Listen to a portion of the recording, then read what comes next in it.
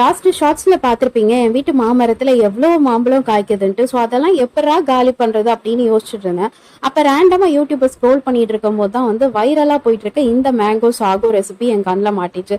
So why not, நம்ம வீட்லயும் தான் வந்து டன்னா வந்து மாம்பழம் காய்க்குது. ஸோ மாம்பழத்தை வேஸ்ட் ஆகாம யூஸ் பண்ண மாதிரி இருக்கும், அதே சமயம் நல்ல எம்பியான ட்ரிங்க் செஞ்ச மாதிரியும் இருக்கும். செஞ்ச ட்ரிங்க் அப்படியே யூடியூப்ல ஷூட் பண்ணி கண்டென்ட்டா போஸ்ட் பண்ண மாதிரியும் இருக்குமே அப்படின்றதுக்காக உடனே எட்ரா அந்த மாம்பழத்தைன்னு தூக்கிட்டு ஒரு 5-6 மாம்பழத்தை போட்டு நான் செஞ்ச ரெசிபி ட்ரிங்க் தான் இந்த வைரலா போயிட்டு இருக்க மேங்கோ சாகோ ட்ரிங்க். செய்யறது ரொம்ப ரொம்ப ஈஸிங்க. இந்த வெயிலுக்கு கிச்சனுக்கு இவ்வளவு நேரம் நின்று இந்த ரெசிபி வேற செய்யணுமா அப்படின்னு யோசிக்கிற எண்ணம்லாம் உங்களுக்கு வேண்டாம். ரொம்ப சிம்பிளா இருக்கிறதுனால தான் நானே இந்த ரெசிபியை செஞ்சேன்னா பாத்துக்கோங்களேன். இந்த ரெசிபியோட டீடைல் வீடியோ கீழே டேக் பண்ணியிருக்கேன், செக் அவுட் பண்ணி பாருங்க. ஆக்சுவலி நம்ம பாயசத்துக்கு தவிர எதுக்குமே ஜவ்வரிசி யூஸ் பண்ண மாட்டோம். பட் இந்த கொரியன்ஸ் வந்து சாகோன்றத ஒரு பிராண்டிங் மாதிரி பண்ணிட்டானுங்க. இது எப்படியோ என் வீட்டு மாம்பழம் கொஞ்சம் ரெடியூஸ் ஆச்சு. இதே மாதிரி நிறைய வீடியோஸ்க்கு சப்ஸ்கிரைப் பண்ணுங்க.